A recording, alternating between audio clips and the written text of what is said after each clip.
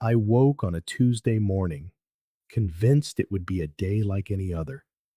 Another entry in the routine I had meticulously built over the past 7 years. The alarm shrieked at 5:30 a.m. Its irritating digital beep, beep, beep, hammering at my half-asleep consciousness. Despite the annoyance, I refrained from hitting snooze. I never hit snooze.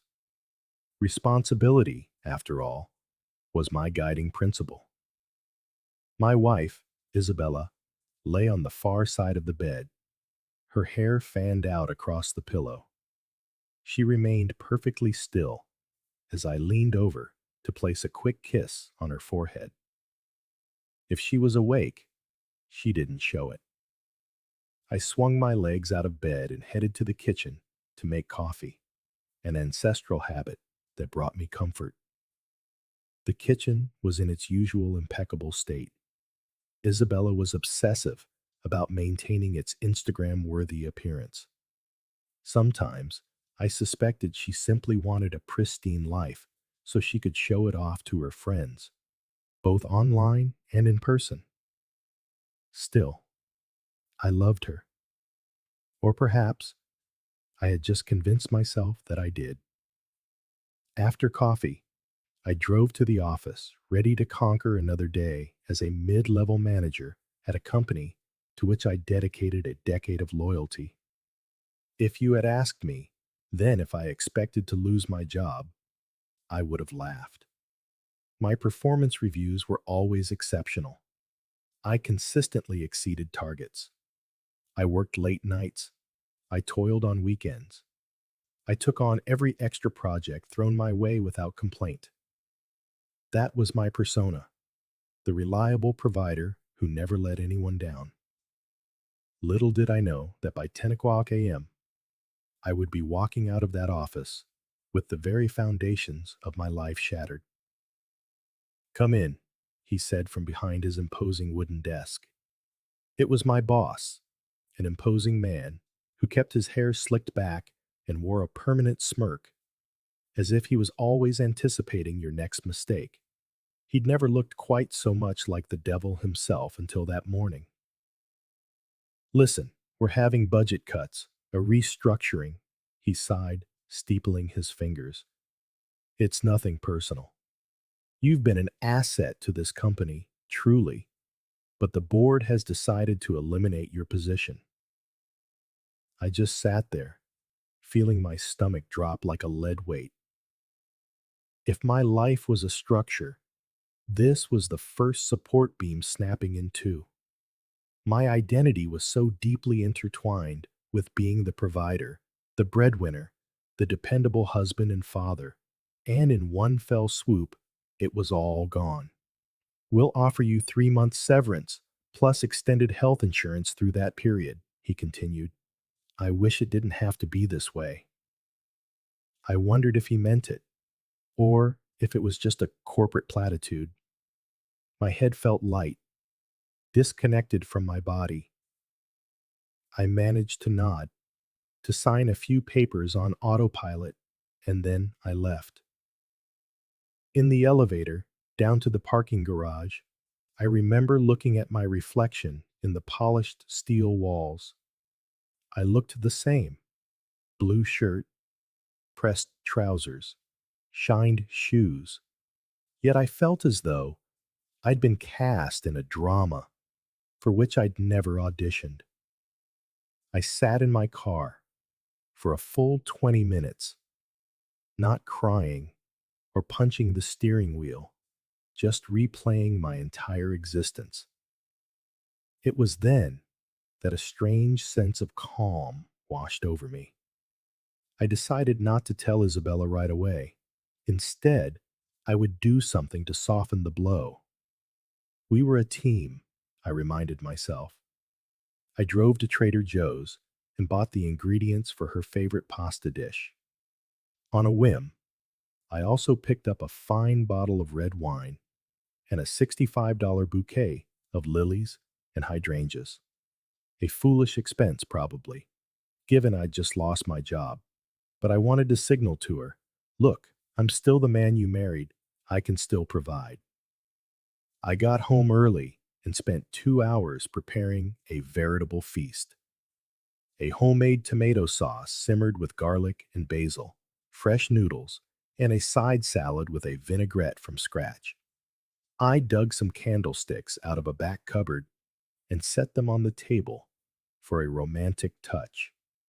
It felt almost theatrical, but I wanted the moment to be perfect. We'll get through this together, I reassured myself.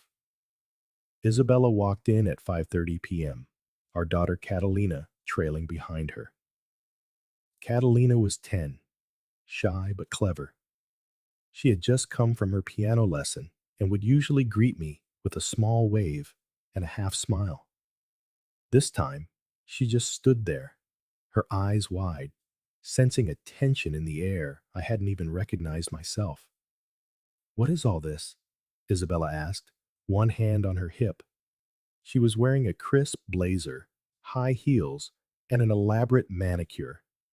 I suddenly felt foolish standing there in an apron over my dress shirt. I thought I'd treat you to a special dinner, I said. Something happened at work, but we can talk about it after we eat. Her eyes narrowed.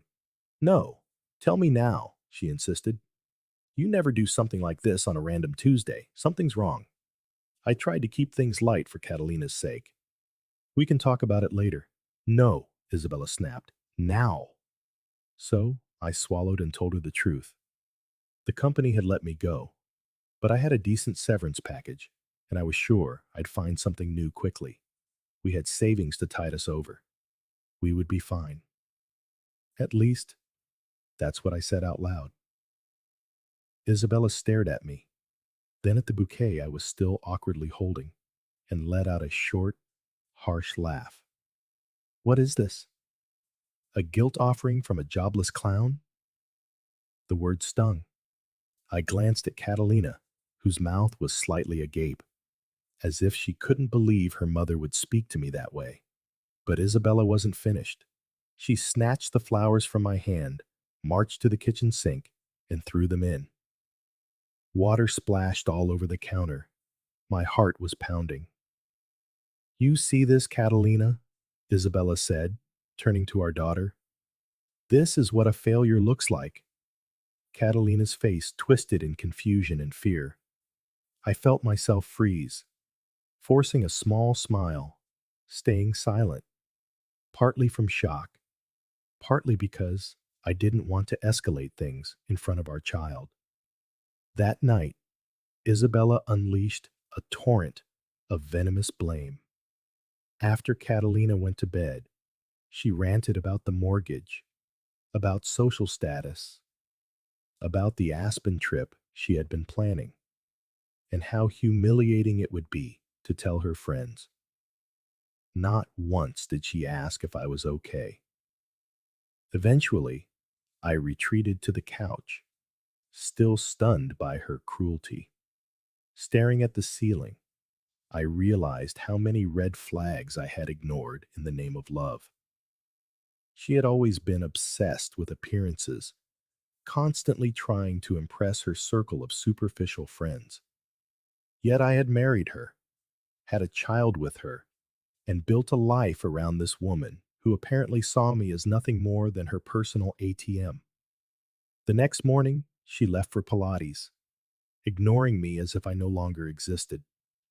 It was then that I looked into our finances and discovered she had opened a secret credit card 6 months prior, racking up over $15,000 in charges for luxury goods, spa weekends, and more.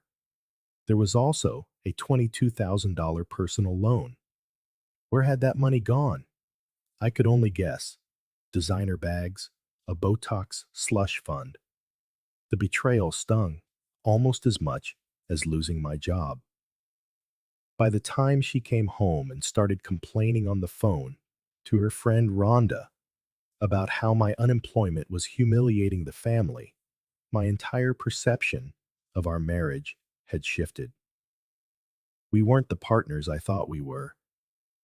We were strangers sharing a house, and apparently, She had been planning her exit long before my termination, but I was still oblivious to the true depth of the treachery. Not yet. 3 days after I lost my job, I was still trying to be civil. I told Isabella I was applying for every position imaginable, that I'd land something soon. She just rolled her eyes. That evening, I was relegated to the couch again. Catalina was already in bed, or so I thought. Around midnight, I was stirring, half awake, when I heard muffled voices. The living room was connected to the hallway by a thin door, so I could occasionally catch snippets of conversation. It was Isabella whispering, presumably to Catalina, though the words didn't make sense at first. "Mommy, when are we moving in with my real daddy?" Catalina whispered. I froze. My entire body went rigid. "Real daddy? I don't want to live with that clown," she continued, her voice low but insistent. "I'm scared of clowns. I don't like them." My mind raced, my heart hammering against my ribs. Why would Catalina say something like that? "Hush," Isabella said. "After I've sorted out the finances, we'll move. Just a little more patience. Then we can be with Declan for good." Declan? My boss. My ex-boss. The man who had just fired me. Declan! I almost shot up, wanting to confront her, but something told me to stay quiet. I kept my breathing even, my eyes closed, letting the darkness of the living room conceal me. The conversation was brief, but it felt like a wrecking ball had just obliterated the last pillar of trust in my life.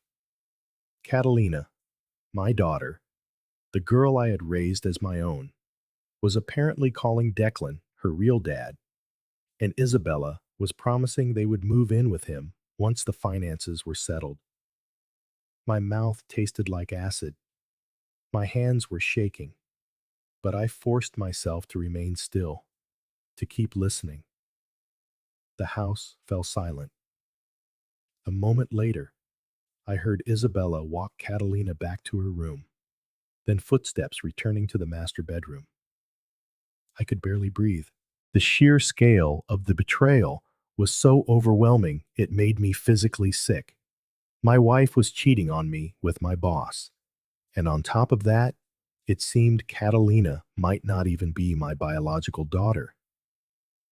I didn't sleep a wink that night. My mind was a flood of memories. The times Declan had invited me to dinner, his overly friendly demeanor, the way I had introduced him to Isabella, the times he paid her a little too much attention at company events. I had brushed it all off as him being a natural charmer. Now, it all clicked into place. The contempt Isabella had for me, her constant harping on social status, the way she had openly flirted with him at the neighborhood barbecue. By sunrise, my decision was made. I would not be the naive husband anymore. If they wanted to see me as a clown, I was going to show them just how deadly a clown's revenge could be. I rose silently from the couch, dressed, and left the house before Isabella even stirred. I called a lawyer I had once consulted for estate planning and requested an emergency appointment. "We can see you at 9:30, the receptionist said. Perfect. The drive across town felt surreal, as if I were floating above the steering wheel, watching myself from a distance. My reflection in the rearview mirror showed a man with dark circles under his eyes and a jaw set with grim determination. The lawyer was a no-nonsense woman named Margaret Bennett, known for handling high-stakes divorce and paternity cases. I laid out my situation for her. Every humiliating detail, the job loss, the discovery of the affair, overhearing that Declan might be Catalina's real father. Margaret's eyebrows arched when I mentioned his name.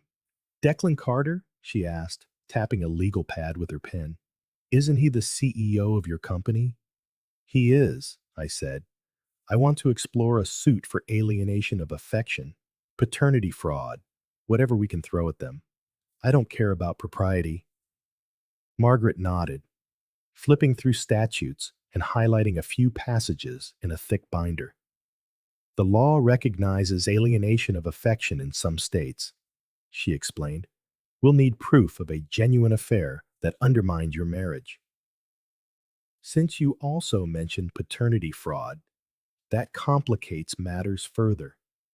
We'll need a DNA test for your daughter, complete documentation, text messages if possible, any evidence of a relationship between your wife and this man. I leaned forward, my voice firm. I'll hire a private investigator.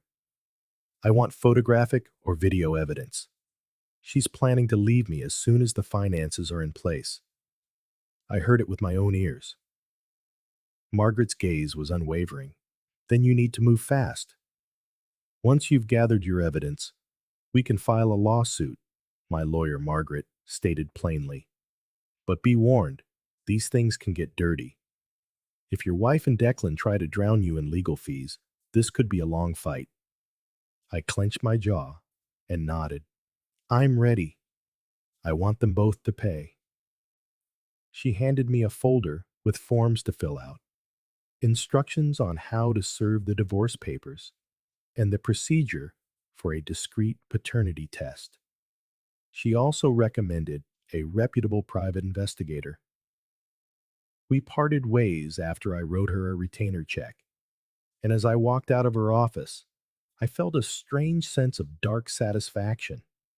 If my wife and Declan thought they could humiliate me without consequence, they were about to learn the hard way that I was not the kind, docile man they took me for. That very afternoon, I contacted the private investigator Margaret had recommended, a man named Carl Donovan. He was ex-military, in his late 40s, with a steely calm and a gravelly voice. He listened to my story with professional detachment, then asked a few concise questions. Do you suspect your wife is meeting Declan in person regularly? Carl asked. Yes, probably at his office or at random hotels, I said, my bitterness barely contained. Carl took notes. I'll start by tracking her daily routine, tailing her movements. If they're as brazen as you think, it won't take long to catch them in the act. I gave him photos of Isabella, her license plate number, a schedule of her Pilates classes, her spa days, everything. Carl nodded. I'll be in touch as soon as I have something. It took less than a week. On a Tuesday afternoon, I received a text from Carl. Got them. Check your email for photos. She's with him right now in a Marriott parking lot, doing something you won't want to see. Sorry, man. My stomach twisted into a knot, and my hands trembled as I opened my email. The photos were explicit. Isabella's head was bent over Declan in the driver's seat, intimately engaged with him. If the images themselves weren't sickening enough, Declan's smug expression was visible through the half-lowered window. They were parked behind a building, likely thinking no one would spot them. I might have thrown up if I hadn't been so furious. A wave of nauseating betrayal washed over me, but it also fueled my rage. I immediately forwarded the photos to Margaret with a short message. We're moving forward. I didn't confront Isabella yet. I kept up my charade of job hunting, letting her believe I was completely in the dark. In truth, I was orchestrating a much more spectacular downfall. I didn't just want a divorce where I held all the cards. I wanted to drag Declan's reputation through the mud. There were still archaic laws on the books in my state that would allow me to sue him for alienation of affection, especially if I could prove the affair started before I was fired. paired with a paternity fraud lawsuit. If Catalina was indeed not my child, he would face a scandal that could cost him dearly. Catalina was my biggest concern in all this. She was still an innocent child, regardless of who her biological father was. I loved her. Even after hearing the conversation, I knew she was just repeating what her mother had told her. Children are easily manipulated, especially if they think they're pleasing the adults around them. But I needed the truth, so I arranged for a DNA test in secret. It wasn't complicated. I used a discreet mail-in kit. One evening, while Catalina was sleeping, I took a swab from her toothbrush, then carefully followed the instructions for my own sample. I swabbed the inside of my cheek, sealed everything, and mailed it off. The wait for the results felt like an eternity, but I had enough rage to maintain the facade at home. 2 weeks later, the results arrived. Sent probability of paternity. Catalina was not genetically my daughter. I felt something like a massive iron door slamming shut in my soul. A maelstrom of grief, anger, disbelief, and a strange, cold sense of liberation. Everything Isabella had built was a lie from day one. If she'd been cheating on me with Declan for longer than Catalina had been alive, it meant the betrayal was so deep I would never see the bottom of it. That same day, I contacted Margaret, who confirmed that these results would be crucial in a paternity fraud case. She also reminded me that Catalina's best interests had to remain a priority. You have no legal obligation to a child that isn't biologically yours, she told me, but the emotional bond is another matter. You need to decide what level of involvement you want to have in the future. I looked out the window of my apartment. I had quietly rented a small place near Catalina's school in preparation for a separation. I don't know, I answered. I'm furious, but I also care about her. Think it over carefully, Margaret urged. This is going to get very messy. I hung up, my heart heavy, but my mind was set on the path forward. Isabella had sown her seeds of destruction, and she was about to reap the whirlwind while I continued building my new consulting partnership with my friend Russell. He was the only one I half trusted. At this point, I meticulously prepared for the final confrontation. The lawsuits were being drafted. Margaret had drawn up a paternity fraud claim that would demand compensation for all the years I had financially supported a child that wasn't mine, along with an alienation of affection suit aimed at Declan personally. But I wanted a public unveiling of their lies. It wasn't enough to serve them papers in private. I wanted to humiliate Declan, to shatter his carefully curated reputation and let Isabella watch her comfortable lifestyle derail in real time. I was past the point of mercy. I learned from Carl, the PI, that Isabella was spending more and more time at Declan's office, likely planning their next move. So, I arranged a visit. After calling 2 private security officers I'd hired from a reputable firm specializing in personal protection, I wanted to ensure that if Declan called his building security, there would be a standoff at best or a spectacle at worst. Both outcomes suited me just fine. It was a Thursday afternoon. The sky was overcast, threatening rain. I arrived at Declan's office building, a towering glass structure downtown, flanked by my 2 bodyguards, tall, broad-shouldered men in simple black suits. One was named Baxter, the other Juan. They knew the plan. We were going to serve Isabella with the divorce papers, the paternity fraud documents, in the notice of the lawsuit. We were also going to make sure Declan got served. But first, I had orchestrated an even bigger bombshell. I had discovered that Declan wasn't just cheating with my wife. He'd apparently been having an affair with the wife of one of the firm's accountants, a man named Gerald, who was built like a linebacker. The PI had found damning evidence: photos of Declan and the accountant's wife together at a hotel bar, then heading to a room. This man, Gerald, had every reason to hate Declan, so I had discreetly tipped him off with an anonymous message. Come to your boss's office at 4 p.m. tomorrow if you want to see the truth. I had attached a short video clip of Declan and Gerald's wife. It was enough to send him into a rage. At 3:55 p.m., I was in the lobby. My two bodyguards and I stepped into the elevator. I pressed the button for the 20th floor, my heart pounding with anticipation. The building security eyed us warily, but I had a visitor's badge. Declan's assistant had arranged it weeks ago, back when I was still employed. No one suspected a thing. Not yet. When the elevator doors opened, I saw Isabella at the reception desk. She was dressed to the nines: a tight pencil skirt, a fitted blouse, heels that elongated her already shapely legs. Her hair was styled in soft waves, her makeup flawless. She hadn't looked like that for me in years. She was smiling until she saw me, and then her face fell.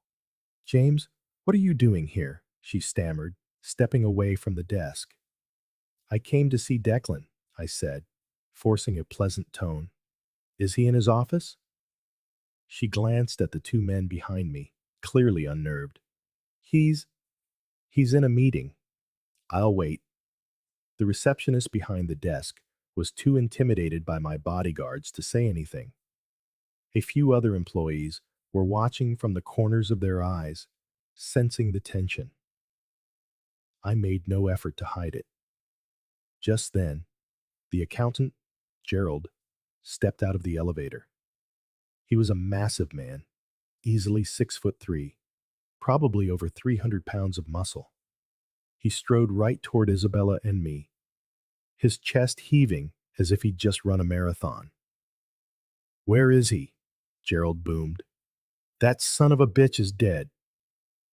Isabella's eyes widened, darting between me and Gerald. "Wait, what's going on?" "Go on, Isabella," I said, my voice as cold as ice. "Tell him where Declan is, unless you want me to." She shot me a look of pure panic. Then she tried to compose herself. "He's in the conference room, but please, just let me go get him." "Oh, I bet you'd love to go get him," I sneered. "Just like you did in that Marriott parking lot, right?" Her face turned scarlet, a mixture of anger and embarrassment. "You have no idea what you're talking about." I pulled out my phone and tapped it a few times, displaying a photo of her with her head in Declan's lap.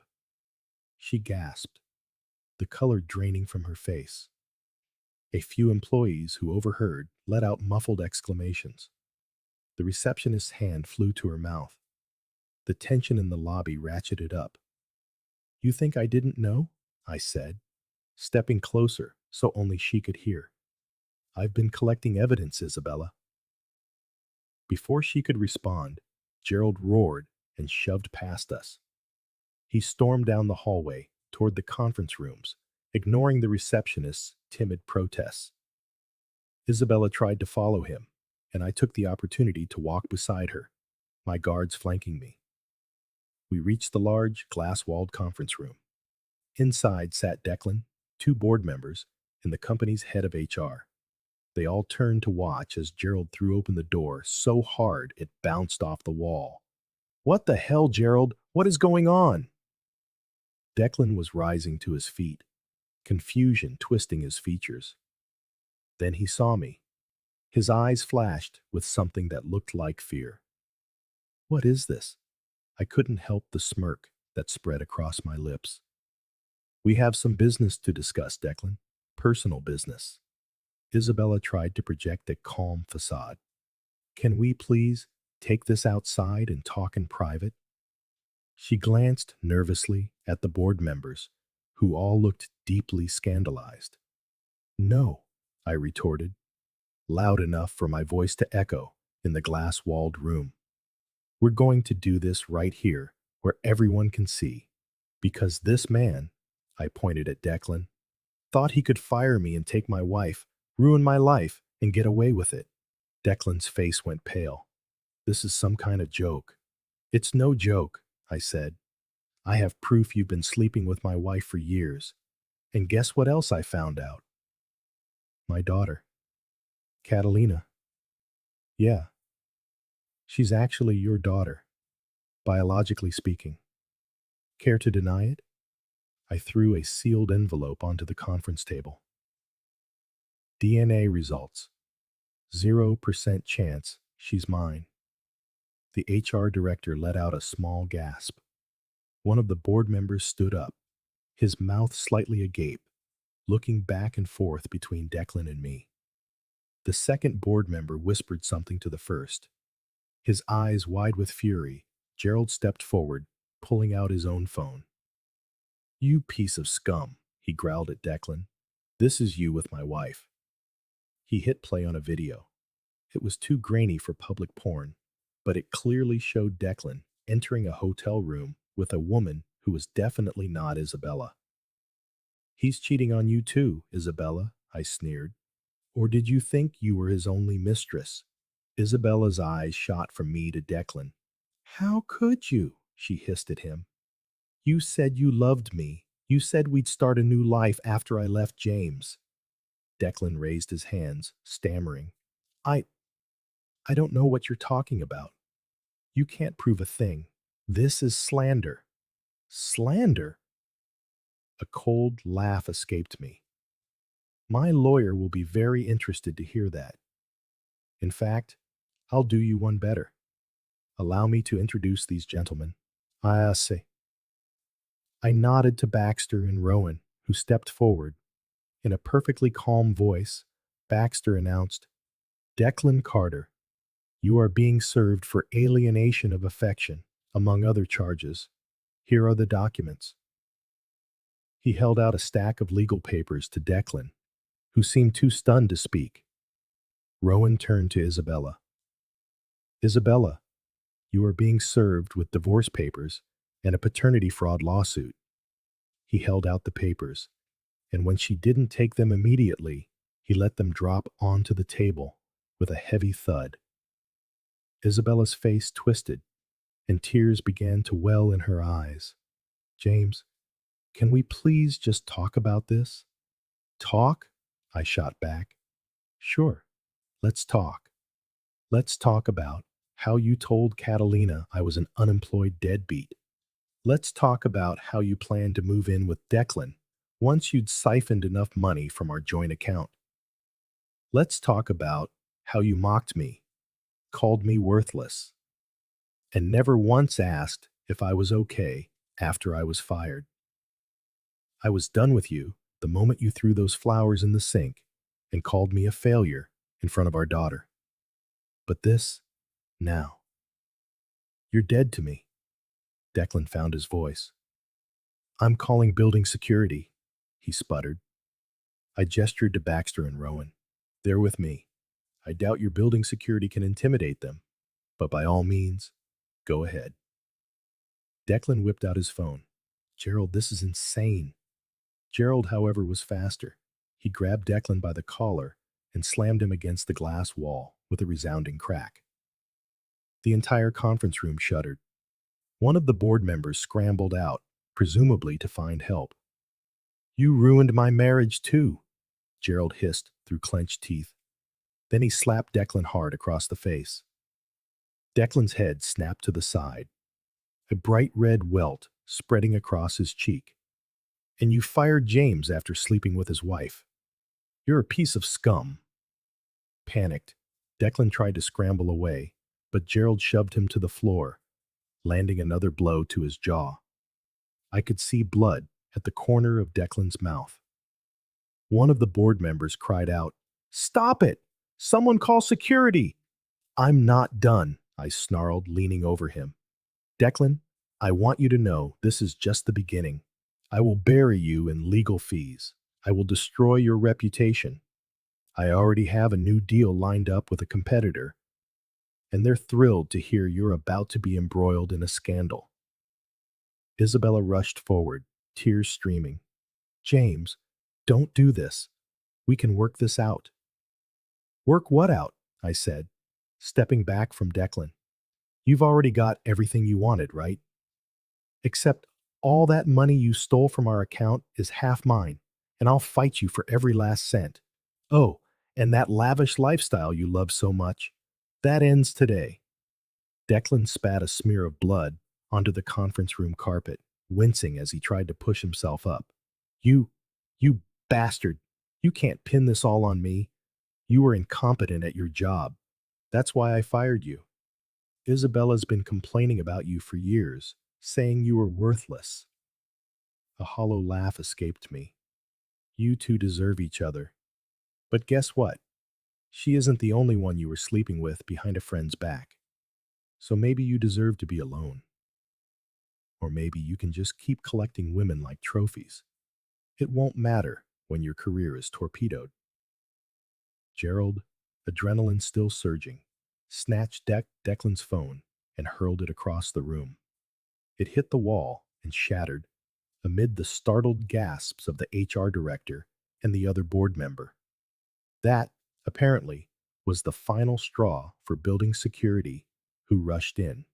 But Baxter and Rowan intercepted them, calmly explaining that we were merely there to serve legal documents and that Gerald's actions, while unfortunate, were a separate matter. Security started to push, and Baxter calmly but firmly pushed back, keeping them from laying a hand on me or Gerald.